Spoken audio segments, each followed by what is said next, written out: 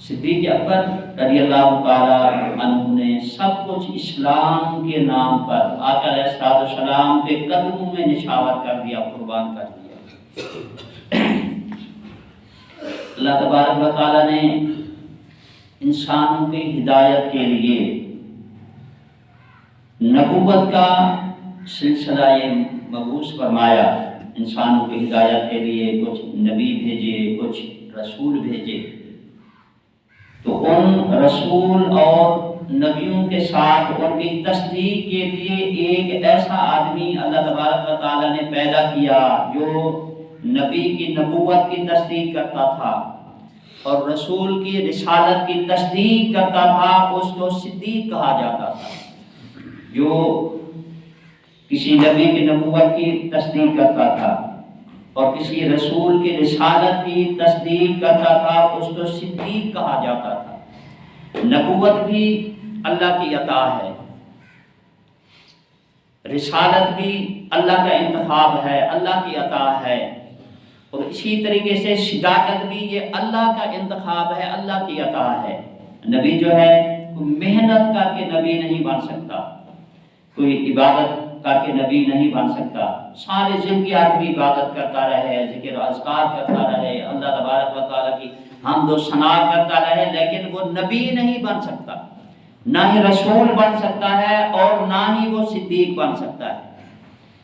نبوت بھی اللہ کا انتخاب، رسالت بھی اللہ کا انتخاب اور صداقت بھی اللہ کا انتخاب ہے۔ آدمی محنت کر کے عبادت کر کے نہ نبی بن سکتا ہے، نہ رسول بن سکتا ہے، نہ صدیق بن سکتا ہے، تصدیق کرنے والا بن سکتا ہے۔ قرآن مجید نے 4 لوگوں کو انعام والا فرمایا۔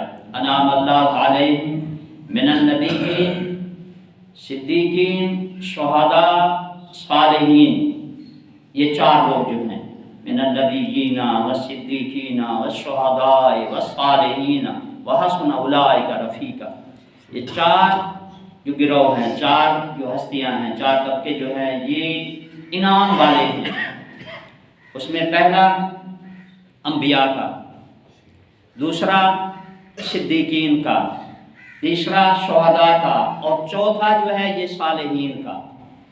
پہلے جو 2 گروہ ہیں، پہلے جو 2 طبقے ہیں، یہ عطائی ہیں، اللہ تبارک و تعالیٰ کی عطا ہے۔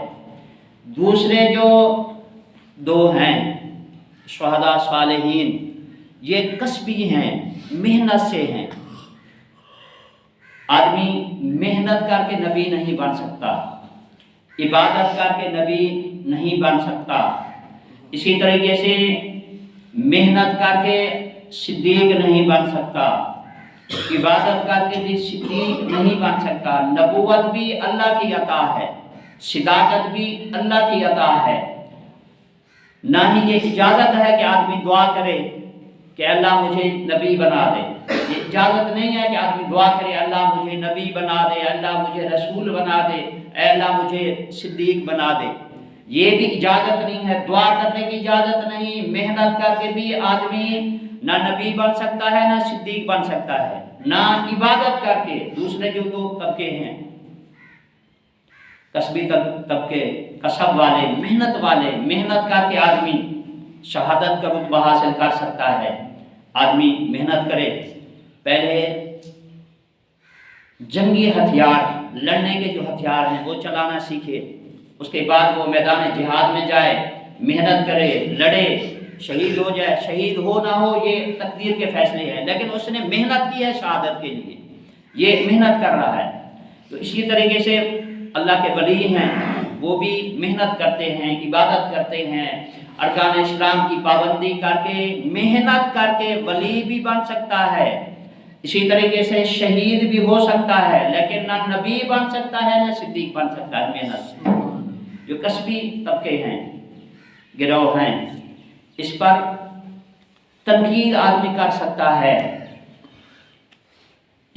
مثلا شہید ہے، اس کو کوئی مانے نہ مانے تنقید کر سکتا ہے، پتہ نہیں کس طرح شہید ہو گیا، پتہ نہیں لڑا ہے کہ نہیں لڑا، शहादत इसको मिली है कि नहीं मिली, ये उस पर तनकीद कर सकता है। इसी तरह अल्लाह का वली है, उस पर भी आदमी तनकीद कर सकता है कि अरकान इस्लाम की पाबंदी नहीं करता, ये नुकसानों का ख्याल नहीं करता, ये तनकीद कर सकता है दूसरे को दो तबकों पर। लेकिन पहले जो दो तबके हैं उन पर तनकीद की भी इजाज़त नहीं। ये कोई नहीं कहेगा कि फ़लाँ जो नबी है पता नहीं किस तरह नबी बन गया, फला नबी जो ये काम उसने ये क्यों किया, अगर इस तरह कहेगा दायरे इस्लाम से खारिज हो जाएगा।